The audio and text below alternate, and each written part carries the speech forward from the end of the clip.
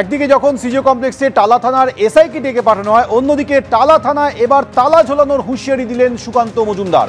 আরজিকর মেডিকেলে নিহত চিকিৎসকের ময়না তদন্ত বিতর্কে টালা থানাকে নিশানা করেছেন তিনি।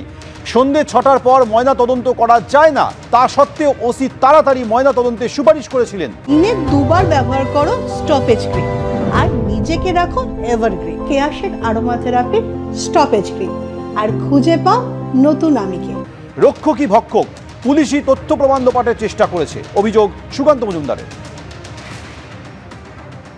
সন্ধে হয়ে যাওয়ার পর সন্ধে ৬টার পর ঠিক যেমন এখন ৬টা বাজে কোনো পোস্টমর্টম করা যায় না, সুপ্রিম কোর্টের রায় অনুসারে আমরা কিভাবে পোস্টমর্টম করব তার উত্তরে টালা থানার আইসি তিনি লিখে পাঠাচ্ছেন, এটা বিশেষ কেস, তাড়াতাড়ি একে পোস্টমর্টমের ব্যবস্থা করুন।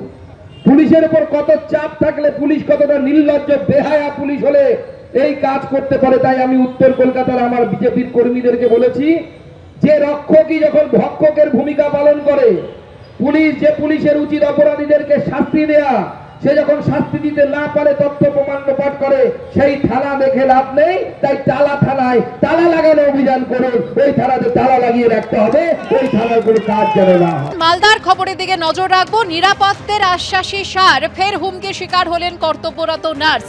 আরজিকর কাণ্ডে নিহত চিকিৎসকের মতো পরিণতি করে দেওয়ার হুমকি। এবার মালদার চাঁচল সুপার স্পেশালিটি হাসপাতালে হুমকির শিকার কর্তব্যরত নার্স। প্রভাব খাটিয়ে চাকরি খেয়ে নেওয়ার হুমকির অভিযোগ রোগীর আত্মীয়ের বিরুদ্ধে। অভিযুক্তকে গ্রেফতার করেছে পুলিশ।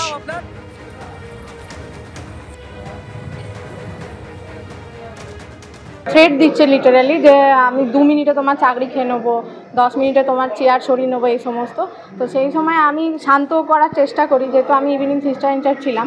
তো আগে শুনতে চেয়েছিলাম যে কী সমস্যা হয়েছে। তো যখন আমি এই কথাগুলো জিজ্ঞেস করছি, তো আমাকেও উল্টো পাল্টাভাবে মানে বলা হয় যে আমাদেরকে আপনি কি ডিএমের ওপরে, এই সমস্তভাবে আমাকে বলা হয়। এবং যেহেতু আমি এসে একজন মেল ব্রাদারকে শান্ত করার চেষ্টা করেছিলাম যে ঠিক আছে তুমি চিৎকার করো না, দাঁড়াও আগে আমাকে শুনতে দাও।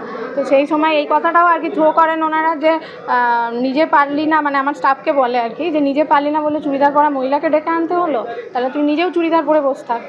তো এই সমস্ত। তারপরে আমার আরেকজন যে ফিমেল স্টাফ ছিলেন তাকেও মানে বাজেভাবে ইঙ্গিত করা হয় যে আদিবাসী বলে তাকে করা হয়। এবং লাস্টলি যেটা বলা হয়েছে যে তোদের লজ্জা করে না যে আরজিকরে এরকম একটা ঘটনা ঘটেছে, যখন আরজিকর বানিয়ে রেখে দেবো তখন তোরা বুঝতে পারবে। এটা কারা বলে? পেশেন্ট এবং পেশেন্ট পার্টি। আটক কেন করলো? করলাম, প্রতিবাদ করলাম, তা আমার মামার উপর চড়াও হচ্ছিল। আমি প্রতিবাদ করা থেকে আমাকে কারা চড়াও হচ্ছিল আপনার মামার উপর? এখানকার সব স্টাফ, সুপারের স্টাফ।